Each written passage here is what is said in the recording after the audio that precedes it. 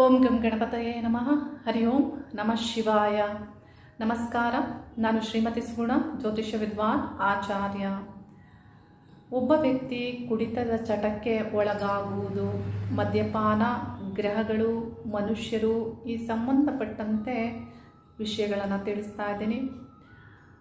ಮದ್ಯಪಾನ ಚಟಕ್ಕೆ ಒಳಗಾಗುವಂತಹ ವ್ಯಕ್ತಿಯಿಂದ ಸಮಾಜದಲ್ಲಿ ಯಾವ ಯಾವ ಸಮಸ್ಯೆಗಳು ಆಗ್ತವೆ ಅನ್ನೋದನ್ನು ನೀವೆಲ್ಲ ತಿಳಿದಿರ್ತೀರ. ಕುಡಿತದ ಚಟಕ್ಕೆ ಒಳಗಾಗುವಂತಹ ವ್ಯಕ್ತಿಯ ಬುದ್ಧಿ ವಿಕಾರ ಆಗುತ್ತೆ. ಅವರ ಒಂದು ಪ್ರಜ್ಞೆ ಸರಿಯಾಗಿ ಕೆಲಸ ಮಾಡೋದಿಲ್ಲ. ಕುಡಿತದ ಚಟಕ್ಕೆ ಒಳಗಾದಂಥವರು ನೀಚ ಜನರ ಸಹವಾಸವನ್ನು ಮಾಡ್ತಾರೆ. ತನ್ನಲ್ಲಿರುವುದನ್ನು ಎಲ್ಲವನ್ನೂ ಕಳೆದುಕೊಳ್ಳುವಂತಹ ಅವರ ಜೀವನ ಒಂದು ರೀತಿಯ ನಷ್ಟದ ಜೀವನ ಆಗುತ್ತೆ. ಈ ರೀತಿ ಕುಟುಂಬದಲ್ಲಿ ಕೆಲವು ಸಂದರ್ಭದಲ್ಲಿ ನನ್ನ ಬಳಿ ಜ್ಯೋತಿಷ್ಯ ಶಾಸ್ತ್ರವನ್ನು ಕೇಳಲು ಬರ್ತಾರೆ. ಕೆಲವು ಸಂದರ್ಭದಲ್ಲಿ ಅವರಿಗೆ ಹೇಳಿಕೊಳ್ಳಲು ಕೇಳಲು ಮುಜುಗರ, ಅಂದರೆ ಒಂದು ರೀತಿಯ ಸಂಕೋಚ. ಯಾಕೆಂದರೆ ಕುಡಿತದ ಚಟದಿಂದ ಅಷ್ಟು ಅವರ ಗೌರವಕ್ಕೆ ಧಕ್ಕೆಯನ್ನು ತಂದಿರ್ತಾರೆ. ಆ ಕುಟುಂಬ ಅಕ್ಕಪಕ್ಕದಲ್ಲಿ, ಬಂಧುಗಳಲ್ಲಿ, ಸ್ನೇಹಿತರ ವರ್ಗದಲ್ಲಿ ತಲೆ ತಗ್ಗಿಸುವಂತೆ ಇವರು ಮಾಡ್ತಾರೆ. ವಿದ್ಯಾಕಾಲದಲ್ಲಿ ವಿದ್ಯಾ ನಷ್ಟ, ಪತ್ನಿ ಮಕ್ಕಳ ಪ್ರೇಮ ನಷ್ಟ, ತಂದೆ ತಾಯಿಗಳಿಗೆ ಬಾಧೆ, ಅವರ ಆಸ್ತಿ ನಷ್ಟ, ಗೃಹ ನಷ್ಟ, ಚಿನ್ನ ಆಭರಣಗಳು ಎಲ್ಲವನ್ನೂ ನಷ್ಟ ಮಾಡಿ ಕುಡಿತದ ಚಟಕ್ಕೆ ಒಳಗಾಗಿರುವವರನ್ನು ನಾವು ನೋಡಬಹುದು. ತಂದೆ ತಾಯಿಗಳಿಗೆ ಯಾಕೆ ಇಷ್ಟು ಬಾಧೆಯಾಗ್ತಾರೆ ಇವರು? ಯಾಕೆಂದರೆ ನಾವೆಲ್ಲ ತಿಳಿದಿದ್ದೇವೆ, ಪ್ರತಿ ಮನುಷ್ಯನ ಜನ್ಮವು ಆಗೋದು ಕರ್ಮಾನುಸಾರವಾಗಿ. ಯಾವ ತಂದೆ ತಾಯಿಗಳಿಗೆ ತಮ್ಮ ಮಕ್ಕಳಿಂದ ಸುಖ, ಮಕ್ಕಳಿಂದ ಭಾಗ್ಯ, ಮಕ್ಕಳಿಂದ ಬಾಧೆ ಅನ್ನೋದನ್ನು ತಂದೆ ತಾಯಿಗಳು ಅವರ ಜನ್ಮದಲ್ಲೇ ಪಡೆದುಕೊಂಡು ಬಂದಿರ್ತಾರೆ. ಅಂದರೆ ನಿಮಗೆ ಇಂತಹ ಮಕ್ಕಳ ಜನನವಾಗುವುದು ಪೂರ್ವ ಕರ್ಮದ ಸಂಬಂಧದ ಒಂದು ಫಲವಾಗಿರುತ್ತೆ. ಹಾಗಾಗಿ ನಿಮ್ಮ ಮಕ್ಕಳ ದೋಷ ಮಾತ್ರವಲ್ಲದೆ ನಿಮ್ಮದು ಪಾಲು ಇದರಲ್ಲಿ ಇದೆ. ಈ ರೀತಿ ಸರಿಯಾಗಿ ನೀವು ತಿಳಿದುಕೊಳ್ಬೇಕು.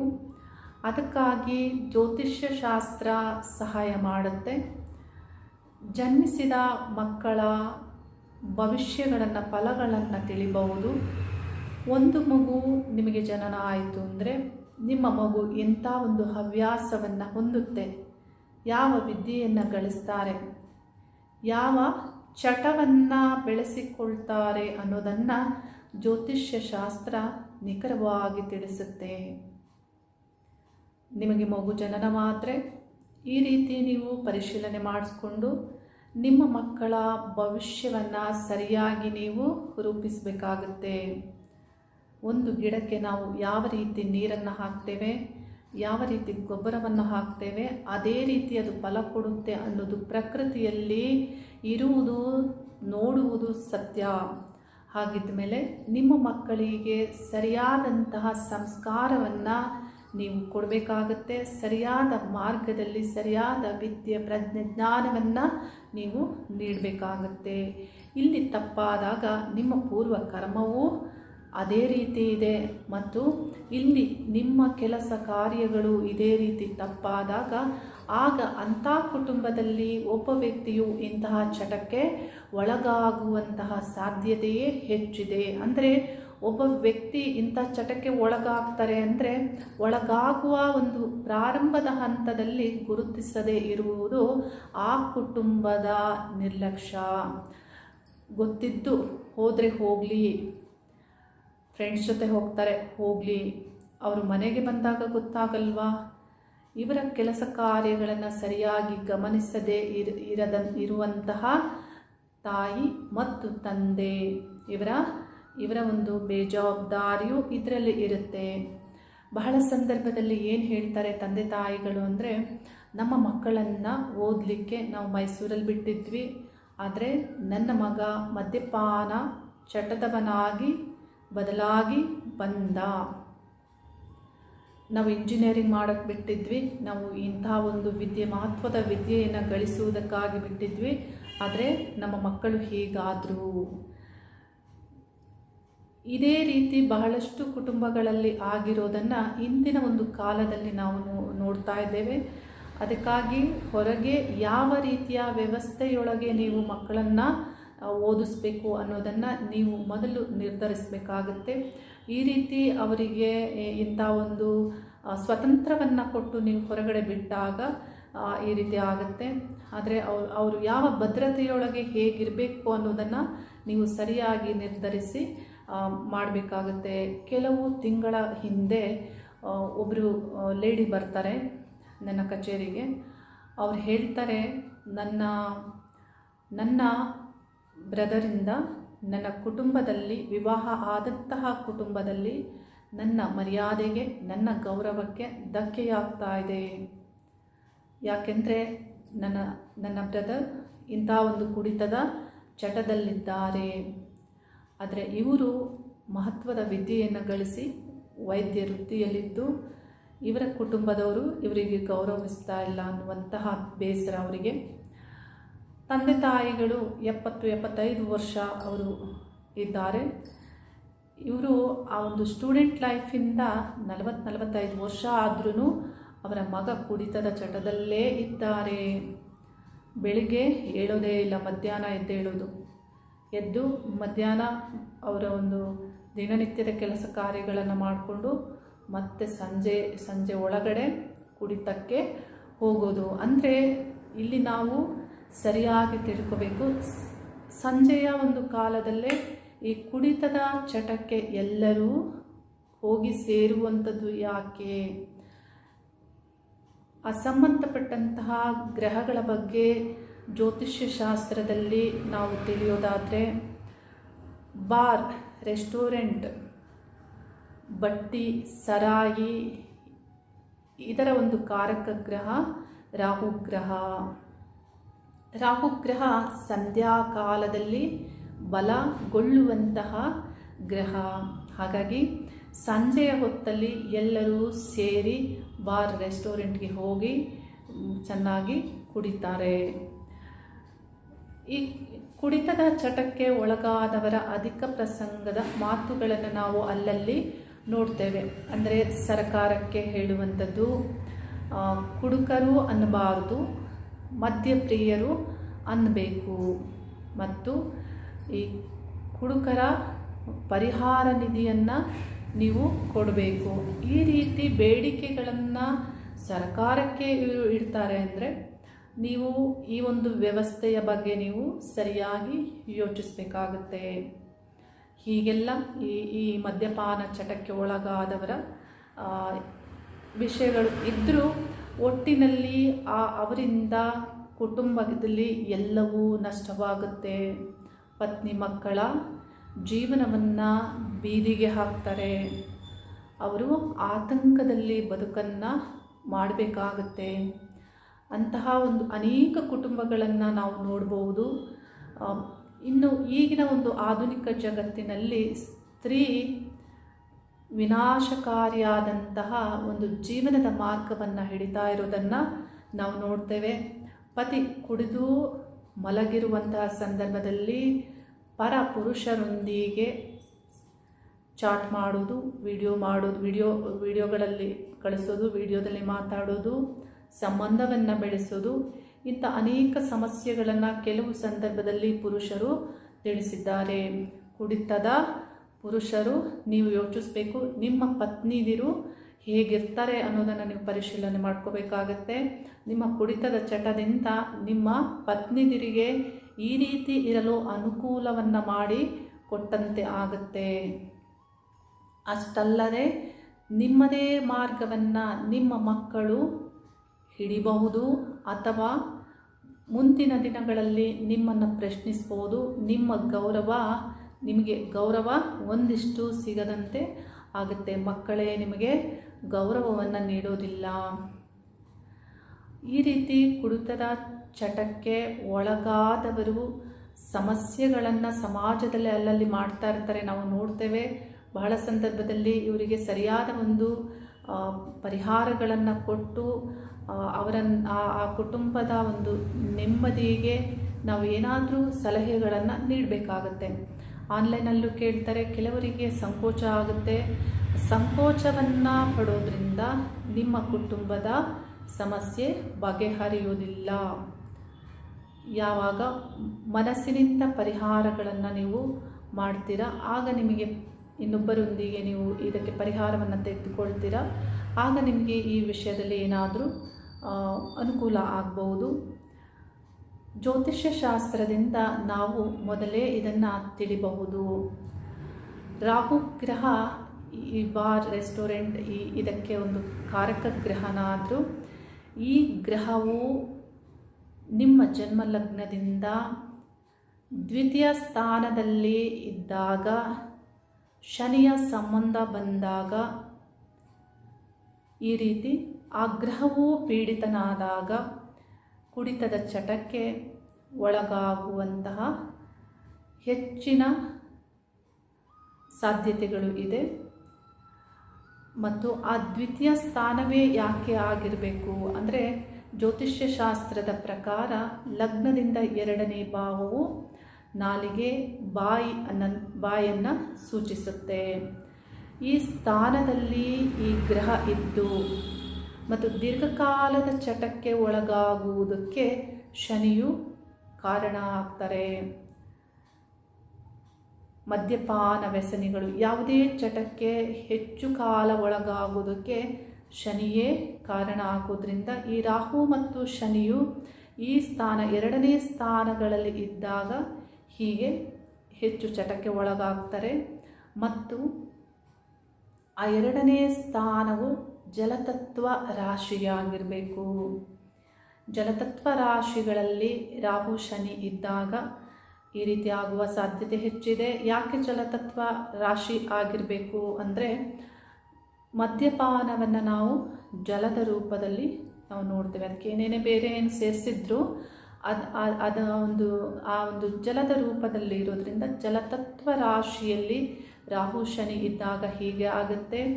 ಮತ್ತು ಒಳ್ಳೆಯ ಒಂದು ಗುಣಮಟ್ಟದ್ದಾಗ್ಬೋದು ಅಥವಾ ಹೆಚ್ಚಿನ ಹಣ ಕೊಟ್ಟು ಇಂಥ ಕುಡಿತದ ಒಂದು ಚಟಕ್ಕೆ ಒಳಗಾಗುವವರನ್ನು ನಾವು ನೋಡ್ತೇವೆ. ಆ ರೀತಿ ಕುಡಿಬೇಕಂದ್ರೆ ಅದಕ್ಕೆ ಶುಕ್ರಗ್ರಹನ ಒಂದು ಸಂಬಂಧವೂ ಇರಬೇಕು. ಕಡಿಮೆ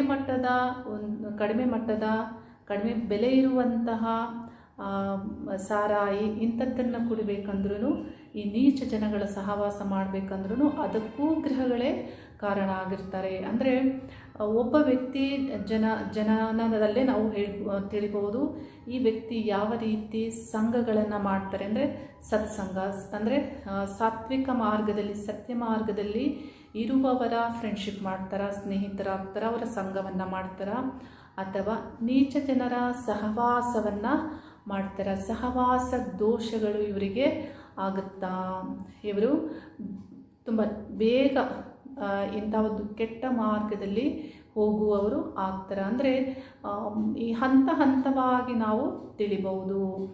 ಪ್ರೈಮರಿ ಹಂತದಲ್ಲೇ ಕೆಲವರನ್ನು ಈ ಚಟಕ್ಕೆ ಒಳಗಾದವರನ್ನು ನೋಡ್ಬೋದು. ಇದು ಹೇಗೆ ಅಂದರೆ, ಕೆಲವು ಪ್ರದೇಶಗಳಲ್ಲಿ ಆಹಾರ ಪದ್ಧತಿಯೊಂದಿಗೆ, ಅಂದರೆ ದಿನನಿತ್ಯ ಊಟವನ್ನು ಮಾಡುವಾಗ ಅಥವಾ ಯಾವುದೇ ಹಬ್ಬಗಳಲ್ಲಿ ಊಟವನ್ನು ಮಾಡುವಾಗ ಇಂತಹ ಒಂದು ಮದ್ಯಪಾನ ಸರಾಯಿಗಳನ್ನು ಇಟ್ಕೊಂಡು ಅವರು ಆಹಾರವನ್ನು ಸೇವನೆ ಮಾಡೋದ್ರಿಂದ ಅವರ ಕುಟುಂಬದ ಮಕ್ಕಳು ಬಹಳ ಚಿಕ್ಕ ವಯಸ್ಸಿನಲ್ಲಿ ಇಂಥ ಮದ್ಯಪಾನ ಚಟಕ್ಕೆ ಒಳಗಾಗೋದನ್ನು ನಾವು ನೋಡ್ಬೋದು.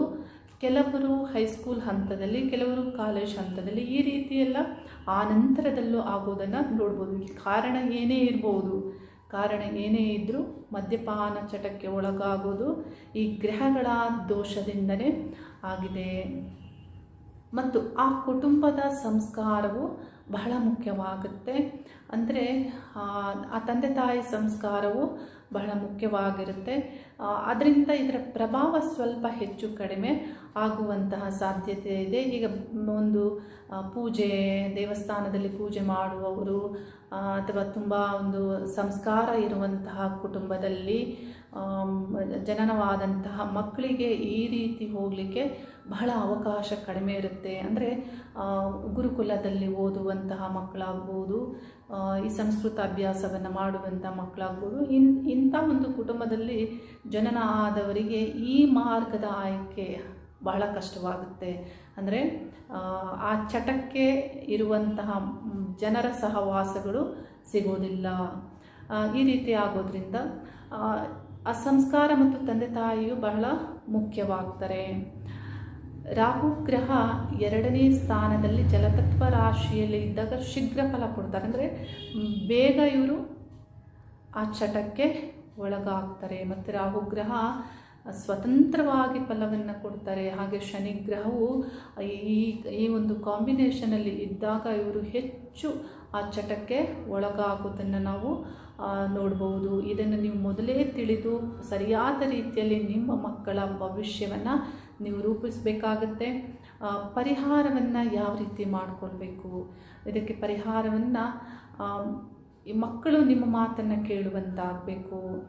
9 ಗ್ರಹಗಳಲ್ಲಿ ಸಂತಾನಕಾರಕ ಗ್ರಹ ಗುರುಗ್ರಹ ಆಗಿರೋದರಿಂದ ಗುರುವಿನ ಸಂಬಂಧಪಟ್ಟಂತಹ ಧಾನ್ಯವನ್ನು ನೀವು ಶುಕ್ಲ ಪಕ್ಷದ ಗುರುವಾರದಿಂದ ಪ್ರಾರಂಭ ಮಾಡಬೇಕಾಗುತ್ತೆ. ಆ ಗುರುವಾರದಿಂದ ಪ್ರಾರಂಭ ಮಾಡಿ 9 ಗುರುವಾರಗಳು ನೀವು ಮಾಡಬೇಕಾಗುತ್ತೆ. ಫಲ, ಪುಷ್ಪ, ತಾಂಬೂಲ, ದಕ್ಷಿಣೆ ಸಹಿತವಾಗಿ ಅರ್ಧ kg ಕಡಲೆಕಾಳನ್ನು ನೀವು ದಾನ ಮಾಡೋದ್ರಿಂದ 5 ಪ್ರದಕ್ಷಿಣೆ ಬಂದು ಸಂಕಲ್ಪವನ್ನು ಮಾಡ್ಕೋಬೇಕಾಗತ್ತೆ. ನನ್ನ ಪುತ್ರ ಅಥವಾ ನಮ್ಮ ಮಕ್ಕಳು ನಮ್ಮ ಮಾತನ್ನು ಕೇಳುವಂತಾಗಲಿ, ಅವರಿಗೆ ಒಳ್ಳೆಯ ಒಂದು ಸದ್ಮಾರ್ಗದಲ್ಲಿ ನಡೆಯುವಂತಹ ಒಂದು ಬುದ್ಧಿಯನ್ನು ನೀಡು ಅನ್ನೋದನ್ನು ಗುರುವಿನಲ್ಲಿ ಪ್ರಾರ್ಥನೆ ಮಾಡಿಕೊಂಡು ನೀವು ಅದನ್ನು ದಾನ ಮಾಡೋದ್ರಿಂದ, ಅರ್ಧ kg ಕಡಲೆಕಾಳನ್ನು ದಾನ ಮಾಡೋದ್ರಿಂದ ಒಂದು 4-5 ವಾರದಲ್ಲಿ ನಿಮ್ಮ ಕುಟುಂಬದ ಮಕ್ಕಳು ನಿಮ್ಮ ಮಾತನ್ನು ಕೇಳುವಂತಹ ಒಂದು ಹಂತಕ್ಕೆ ನಿಧಾನವಾಗಿ ಬರ್ತಾರೆ. ಆ ನಂತರದಲ್ಲಿ ಯಾರಿಗೇ ಆದರೂ ಸಂತಾನವನ್ನು ಪಡ್ಕೊಳ್ಬೇಕು ಅಂದರೆ ನಾವು ಸಂತಾನ ಗೋಪಾಲಕೃಷ್ಣನ ಮಂತ್ರವನ್ನು ತಿಳಿಸ್ತೇವೆ, ಆ ಒಂದು ಪೂಜೆಯನ್ನು ತಿಳಿಸ್ತೇವೆ, ಯಂತ್ರವನ್ನು ಕೊಡ್ತೇವೆ. ಇದೆಲ್ಲ ಜ್ಯೋತಿಷ್ಯ ಶಾಸ್ತ್ರದಲ್ಲಿ ಈ ರೀತಿ ಪರಿಹಾರವನ್ನು ಅವರಿಗೆ ತಿಳಿಸಲಾಗುತ್ತೆ.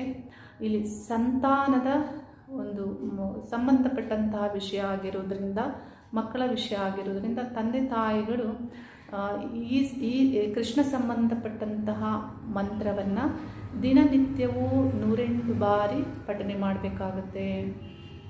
ಅಂದರೆ 108 ಬಾರಿ ತಂದೆ ಮತ್ತು ತಾಯಿ ಇಬ್ಬರೂ 108 ಬಾರಿ ಪಠನೆ ಮಾಡೋದ್ರಿಂದ ಈ ಒಂದು ನಿಧಾನವಾಗಿ ನಿಮ್ಮ ಮಕ್ಕಳು ಒಳ್ಳೆಯ ಮಾರ್ಗದಲ್ಲಿ ನಡೆಯುವಂತೆ ಆಗುತ್ತೆ.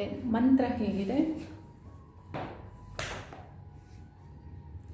ಓಂ ಕ್ಲಾಂ ಕ್ಲೀಂ ಕ್ಲೂಂ ಗೋಪಾಲ ವಿದ್ಮಹೇ ಕ್ಲೈಂ ಗೋವಿಂದಾಯ ಧೀಮಹಿ ತನ್ನು ಕೃಷ್ಣ ಪ್ರಚೋದಯಾತ್. ಈ ರೀತಿ ಮಂತ್ರ ಬರುತ್ತೆ. ಈ ಮಂತ್ರವನ್ನು 108 ಬಾರಿ ಪಠನೆ ಮಾಡ್ತಾ ನೀವು ಬಂದಾಗ ನಿಮ್ಮ ಮಕ್ಕಳು ಸದ್ಮಾರ್ಗದಲ್ಲಿ ನಡೆಯಲು ಈ ಮಂತ್ರ ಕಾರಣವಾಗುತ್ತೆ. ಇದು ಫಲಕಾರಿಯಾದಂತಹ ಮಂತ್ರ. ಅಂದರೆ ನಾನು ಇದನ್ನು ಅನುಭವದಲ್ಲಿ ಕೊಟ್ಟಿರೋದ್ರಿಂದ ಮತ್ತು ಆ ರೀತಿ ಅದರ ಒಂದು ಫಲ ಅವರಿಗೆ ಸಿಕ್ಕಿರೋದ್ರಿಂದ ನಾನು ಈ ಪರಿಹಾರಗಳನ್ನು ಸೂಚಿಸ್ತಾ ಇದ್ದೇನೆ. ನೇರವಾಗಿ ನಿಮ್ಮ ಮಕ್ಕಳಿಗೆ ಅಥವಾ ನಿಮ್ಮಲ್ಲಿ ಯಾರೇ ಆಗ್ಬೋದು ಈ ಚಟಕ್ಕೆ ಒಳಗಾದಂಥ ವ್ಯಕ್ತಿಯನ್ನು ನೀವು ಬೇರೆ ರೂಟಿಂದ ಅವರನ್ನು ಕಂಟ್ರೋಲ್ ಮಾಡೋಕ್ಕೆ ಪ್ರಯತ್ನ ಪಟ್ಟರೆ ಆಗೋದಿಲ್ಲ. ಈ ರೀತಿ ಪ್ರಕೃತಿಗೆ ನೋಡಿ, ಇದರಲ್ಲಿ ನಿಮ್ಮ ಮನಸ್ಸು ಕೆಲಸ ಮಾಡುತ್ತೆ. ಅಂದರೆ ಈ 9 ವಾರ ಈ ರೀತಿ ಗುರುವಿನ ದೇವಸ್ಥಾನಕ್ಕೆ ನೀವು ಕಡಲೆಕಾಳು ದಾನ ಮಾಡೋದ್ರಿಂದ, ಅಲ್ಲಿ ನೀವು ಸಂಕಲ್ಪವನ್ನು ಮಾಡೋದ್ರಿಂದ ಪ್ರಕೃತಿಗೆ ಒಂದು ಸ್ಪಷ್ಟ ಸಂದೇಶವನ್ನು ನೀವು ಕಳಿಸ್ತೀರ. ಅಂದರೆ ನಿಮ್ಮ ಮಗ ಸರಿಯಾಗಬೇಕು ಅನ್ನುವಂಥ ಒಂದು ಸಂದೇಶವನ್ನು ಕಳಿಸ್ತೀರ. ಮತ್ತು ಈ ಸೃಷ್ಟಿಯ ಪಾಲಕನಾದಂತಹ ವಿಷ್ಣು ದೇವರು, ಅವರದ್ದೇ ರೂಪವಾದಂತಹ ಕೃಷ್ಣನ ಮುಂದೆ ನೀವು 108 ಬಾರಿ ಈ ಮಂತ್ರವನ್ನು ಪಠನೆ ಮಾಡಿ ನೀವು ಬೇಡಿಕೊಳ್ಳೋದ್ರಿಂದ ಮತ್ತು ದೇವರಿಗೂ ಈ ಒಂದು ಸ್ಪಷ್ಟ ಸಂದೇಶ ಹೋಗುತ್ತೆ. ನಾವು ಯಾವುದೇ ಒಂದು ಪರಿಹಾರವನ್ನು ಮಾಡ್ಕೋಬೇಕಾದ್ರೆ ಮೊದಲು ನಮ್ಮ ಮನಸ್ಸಿನಿಂದ ನಾವು ಸರಿಯಾದಂತಹ ಸ್ಪಷ್ಟ ಸಂದೇಶವನ್ನು ಯಾವುದೇ ಒಂದು ದ್ವಂದ್ವ ಇಲ್ಲದೆ ತುಂಬ ನಂಬಿಕೆಯಿಂದ ನಾವು ದೃಢ ಚಿತ್ತದಿಂದ ನಾವು ಪ್ರಕೃತಿಗೆ ಈ ರೀತಿಯ ಒಂದು ಮೆಸೇಜ್ ಕೊಡಬೇಕಾಗತ್ತೆ. ಇದರಿಂದ ನೀವು ಕೊಟ್ಟಂತೆ ಆಗುತ್ತೆ. ಆ ನಂತರದಲ್ಲಿ ನೀವು ಬೇರೆ ಪರಿಹಾರಗಳನ್ನು ಮಾಡ್ಕೋಬೇಕಾಗತ್ತೆ. ನಿಮ್ಮ ಮಕ್ಕಳ ಜಾತಕ ಅಥವಾ ನಿಮ್ಮ ಯಾರು ಈ ಚಟಕ್ಕೆ ಒಳಗಾಗಿದ್ದಾರೆ, ಪತಿಯಾಗ್ಬೋದು ಅಥವಾ ವಿವಾಹ ಆಗದೇ ಇರಬಹುದು. ಈ ರೀತಿ ಚಟಕ್ಕೆ ಒಳಗಾದವರಿಗೆ ವಿವಾಹಕ್ಕೆ ಯಾರು ಹುಡುಗಿನೂ ಕೊಡೋದಿಲ್ಲ. ಅವರ ಜೀವನ ಒಂದು ರೀತಿಯ ಯಾವುದಕ್ಕೂ ಒಳ್ಳೆಯದಿಲ್ಲ, ಅಂದರೆ ಅವರ ಜೀವನ ನಷ್ಟದಂತೆ, ಅವರು ಈ ಒಂದು ಜನ್ಮ ಪಡೆದಿದ್ದೇ ಒಂದು ವ್ಯರ್ಥ, ಆ ರೀತಿ ಆಗುತ್ತೆ. ಅಂಥವರನ್ನು ನಾವು ನೋಡ್ಬೋದು. ಈ ಒಂದು ಚಟಕ್ಕೆ ಒಳಗಾದಂತಹ ವ್ಯಕ್ತಿಯ ಜಾತಕವನ್ನು ಪರಿಶೀಲನೆ ಮಾಡಿ ದ್ವಿತೀಯ ಸ್ಥಾನಕ್ಕೆ ಯಾವ ಗ್ರಹಗಳ ಸಂಬಂಧವಿದೆ, ರಾಹುಗ್ರಹ ಸಂಬಂಧ ಇದೆಯಾ ಅಥವಾ ಶನಿಗ್ರಹ ಸಂಬಂಧ ಇದೆಯಾ, ಈ ಗ್ರಹಗಳು ಯಾವ ರೀತಿ ಸಂಬಂಧವನ್ನು ತೆಗೆದುಕೊಂಡಿದೆ ಇದನ್ನು ನೀವು ಪರಿಶೀಲನೆ ಮಾಡಿ ಅವರಿಗೆ ಸರಿಯಾದ ರೀತಿಯಲ್ಲಿ ರತ್ನಗಳ ಧಾರಣೆಯನ್ನು ಮಾಡಿಸೋದ್ರಿಂದ ಇದಕ್ಕೆ ಪರಿಹಾರ ಆಗುತ್ತೆ. ಆ ರಾಹುವಿನ ನೆಗೆಟಿವಿಟಿಯನ್ನು ತೆಗೆಯೋದು ಗೋಮೇಧ ರತ್ನದಿಂದ ಸಾಧ್ಯವಿದೆ. ಶನಿಯ ನೆಗೆಟಿವಿಟಿಯನ್ನು ತೆಗೆಯೋದಕ್ಕೆ ನೀಲರತ್ನದಿಂದ ಸಾಧ್ಯವಿದೆ.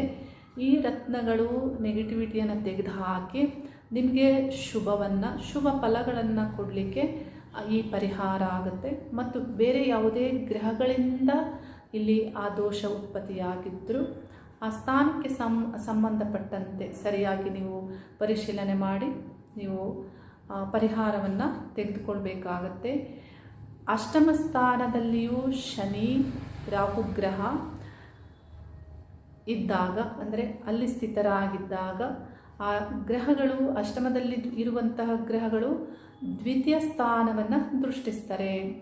ಅಷ್ಟಮದಲ್ಲಿ ರಾಹು ಇದ್ದರೆ ದ್ವಿತೀಯ ಸ್ಥಾನವನ್ನು ದೃಷ್ಟಿಸೋದ್ರಿಂದ ಆಗಲೂ ನಿಮಗೆ ಆ ಥರದ ಸಮಸ್ಯೆಗಳು ಬರುತ್ತೆ.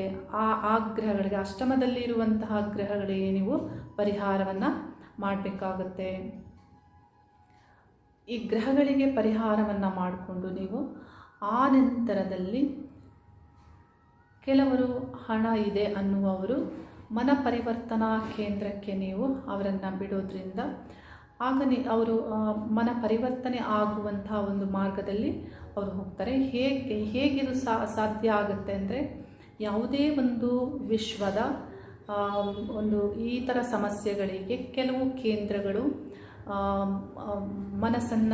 ಮನೋವಿಜ್ಞಾನಿಗಳಾಗ್ಬೋದು, ಇವರು ಈ ಥರ ಒಂದು ಸಮಸ್ಯೆಗಳಿಗೆ ಪರಿಹಾರವನ್ನು ಅವರು ತಿಳಿದುಕೊಂಡಂತಹ ವಿಷಯದಲ್ಲಿ ಆಧ್ಯಾತ್ಮಿಕತೆಯಿಂದ ಮನಸ್ಸನ್ನು ನಾವು ಈ ಚಟದಿಂದ ಹೊರಗೆ ತರಬಹುದು ಅನ್ನೋದು ಇದರಿಂದ ತಿಳಿದಂತಹ ವಿಷಯ.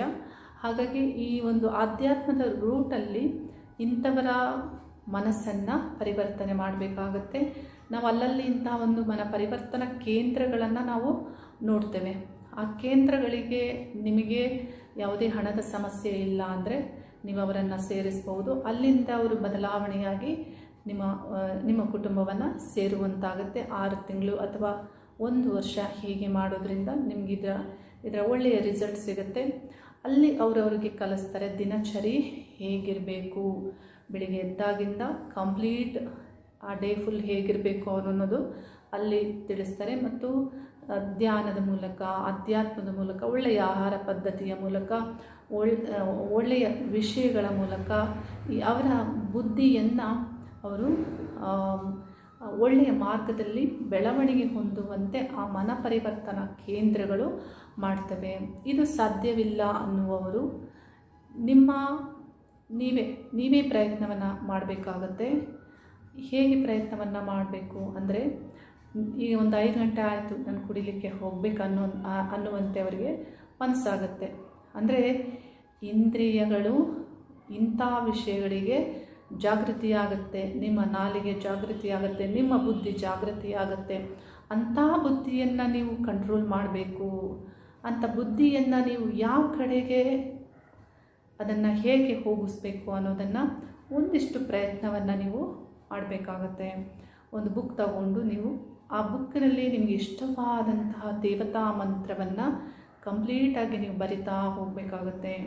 ಅಂದರೆ ಪುರುಷರಾಗಿ ನಿಮಗೆ ದೇವಿ ಲಕ್ಷ್ಮಿ ಇಷ್ಟ ಆಯಿತು, ಆರಾಧ್ಯ ದೇವಿಯಾಗಿದ್ದು ಅಥವಾ ದುರ್ಗೆ ಆರಾಧ್ಯ ದೇವಿಯಾಗಿದ್ದು ಅಥವಾ ಇಷ್ಟ ಇದ್ದರೆ, ಒಂದಿಷ್ಟು ಇಷ್ಟ ಇದ್ದರೂ ನಿಮಗೆ ಹೆಚ್ಚು ಅದು ವೃದ್ಧಿ ಆಗುತ್ತೆ.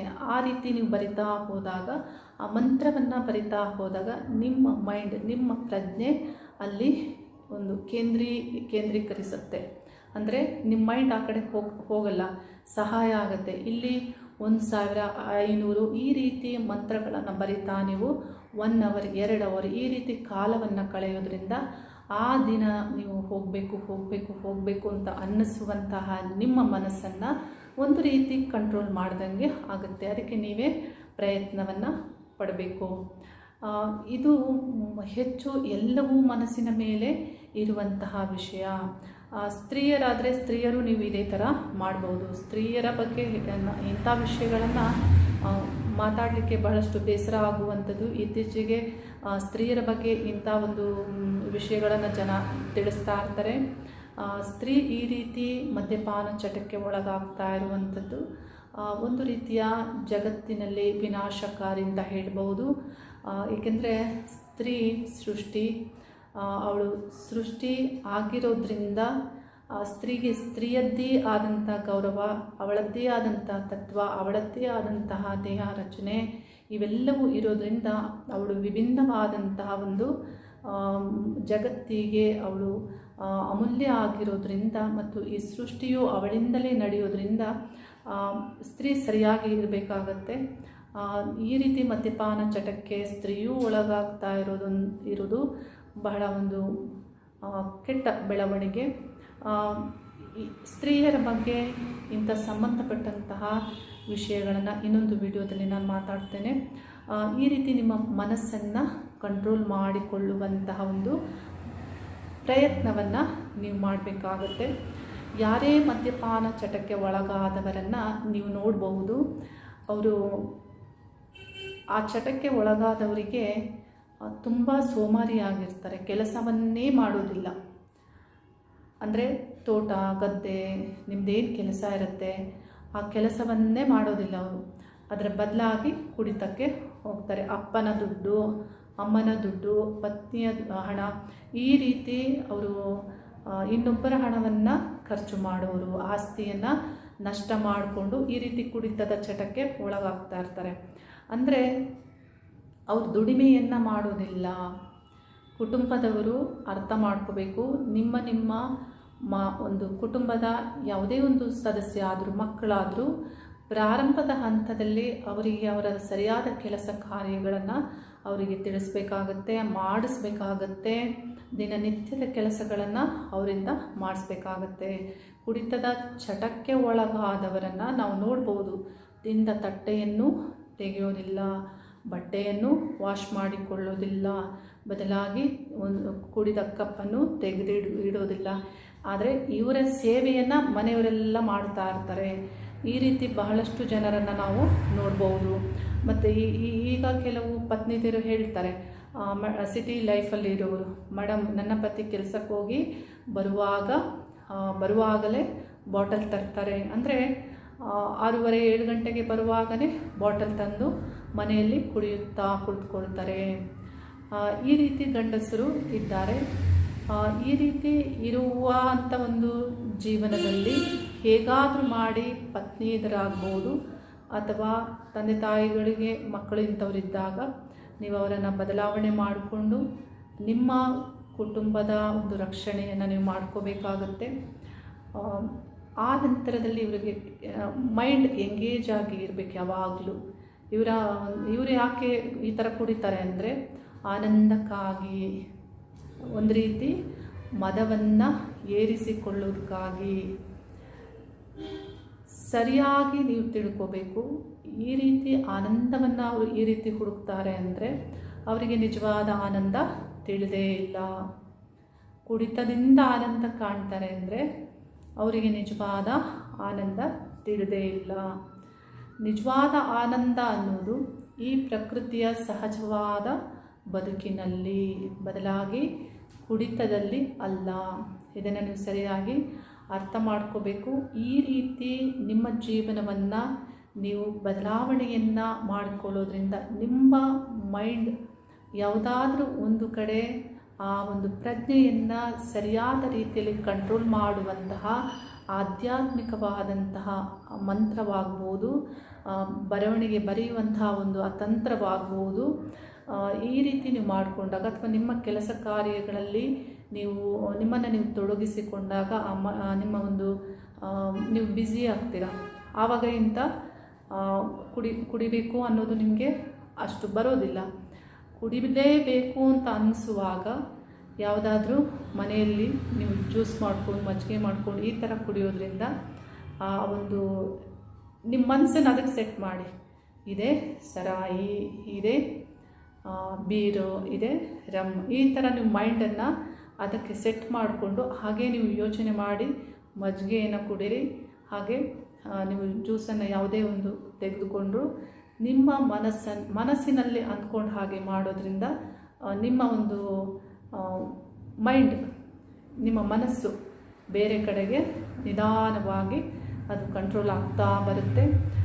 ಮುಖ್ಯವಾಗಿ ಇದೆಲ್ಲದಕ್ಕೂ ಕಾರಣ ಮನಸ್ಸೇ.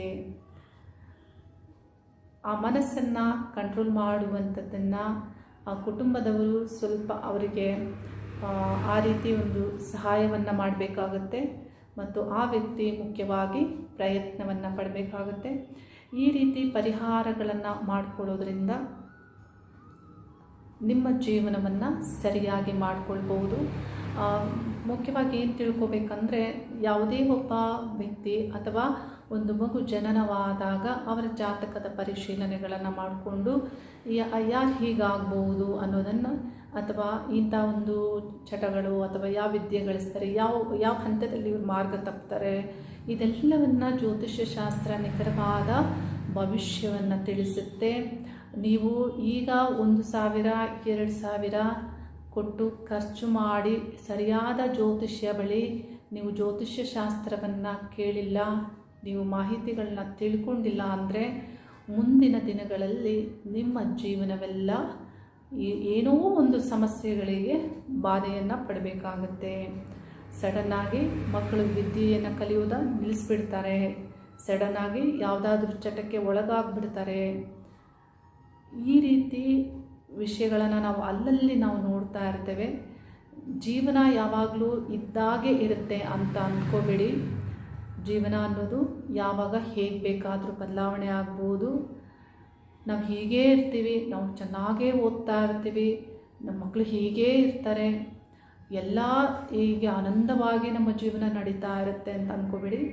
ಜೀವನದಲ್ಲಿ ಯಾವಾಗ ಯಾವ ಬದಲಾವಣೆ ಬೇಕಾದರೂ ಆಗ್ಬೋದು, ಯಾವ ತಿರುವನ್ನಾದರೂ ನಮ್ಮ ಜೀವನ ಪಡೆದುಕೊಳ್ಳಬಹುದು. ಇದಕ್ಕೆ ಮುಖ್ಯ ಕಾಲ ಆಗಿರುತ್ತೆ.